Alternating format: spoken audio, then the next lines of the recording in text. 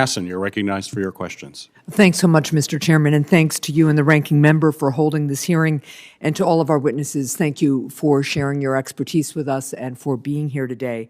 I want to start with a question to Ms. Stiefel. Cryptocurrency can be used for illicit purposes, including in cyber attacks, such as when most of the $2.3 million stolen from the town of Peterborough, New Hampshire, was quickly converted to cryptocurrency to make it unrecoverable. Last September, I wrote letters to several agencies, including the Department of Justice, the IRS, and the Financial Crimes Enforcement Network, or FinCEN, asking what actions the federal government can take to help reduce the illicit use of cryptocurrencies. In the IRS's response to my letter, the agency made several suggestions, including increasing know your customer requirements and strengthening suspicious activity reporting compliance for businesses connected to cryptocurrency markets.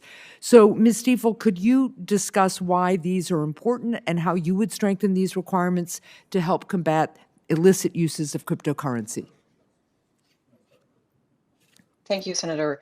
The utility of KYC requirements, suspicious activity reports, and other mechanisms through which the government can receive information about ransomware attacks and particularly payments associated with them is essential to, as we talked about, following the money and facilitating not only industry but also the government in getting an adequate picture of what is happening with these payments, the affiliates and the actors who are continuing to launch these types of incidents. Unfortunately, though, as we've also talked about today, there is inadequate and inconsistent compliance with these requirements, particularly when you leave the United States jurisdiction. I would also note, though, that there are, and as are hopefully clear in the diagram that I shared in my written testimony, there are a number of other entities within the kill chain that may not have reporting requirements, but may have relevant information. And oftentimes they currently work with each other to share that information with the government. So I think there's an opportunity to look at the other ways through which the government can obtain information, not necessarily from those who are currently subject to KYC and AML requirements. Well, thank you, and we will follow up with you on your diagram and information as well. To both Ms. Coven and Ms. Stiefel, in your written testimony, both of you commented that sanctions can be effective in preventing criminals from receiving or laundering ransomware payments. Do you believe that the federal government should be more aggressively sanction ransomware groups and entities that help launder ransom payments? And what are the barriers to implementing more aggressive sanctions? And we'll start with you, Ms. Coven. Thank you for your question, Senator. I defer to policymakers on whether more sanctions should be enforced, but I will say that the impact of sanctions on some of these services that had been identified as participating in ransomware laundering, Garantech, Suex, Chadex, Blender, the mixing service, sanctions have been catastrophic to their business, impacting, severely damaging their operations. There's also been designations against specific individuals tied to ransomware groups.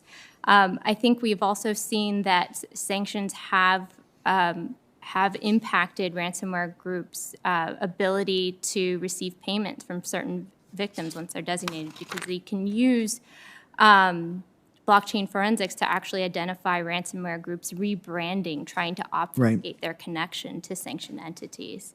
So we do provide tools and services for transaction monitoring to identify if a payment is made to a sanctioned jurisdiction or potentially sanctioned entity. And I think further implementation of those can also help prevent or identify any kind of sanctions violations. Thank you. Ms. Stiefel?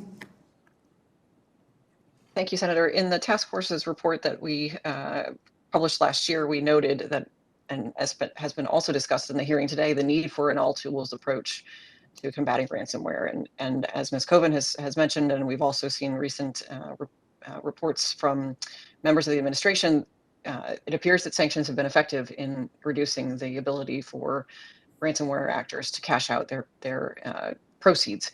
So that suggests that they have been an effective tool. And with respect to your question about what barriers exist to the use of sanctions in this kind of all tools approach, I would point to the concern around the degree of information that is reported about ransomware activity without an adequate picture of the scale and scope of this type of cybercrime, it inhibits the government's ability to identify and develop that sanctions package that allows them to fulfill the requirements under the sanctions laws and regulations to have sufficient evidence to designate a particular entity, and then to for the private sector to then follow through with their requirements to prohibit and limit the ability for those actors to gain their proceeds.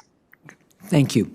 Mr. Siegel, in your written testimony, you indicated that some ransomware victims do not want law enforcement to try to recover their ransomware payment because they're worried that the criminals won't honor the commitments made in return for the ransom payment. This obviously presents a potential problem because those payments make ransomware profitable and help facilitate future cyber attacks. There are also likely other victims who do not want to involve law enforcement at all. In your experience working with ransomware victims, what percentage of victims do not want to recover their payments, even if they're given a viable option? What percentage of victims don't want to involve law enforcement at all? And what do you think we could do to alleviate their worries?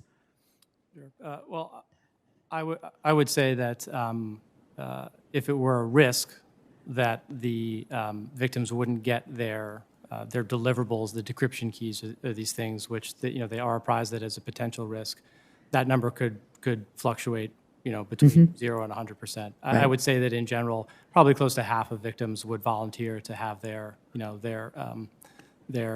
money seized or reclaimed because they're not as concerned about possible recrimination right. from the threat actors. As it relates to non-reporting. In the absence of requirements, I would say that the minority of victims of ransomware would even bother because it's a hassle to them and they want to get on with their life.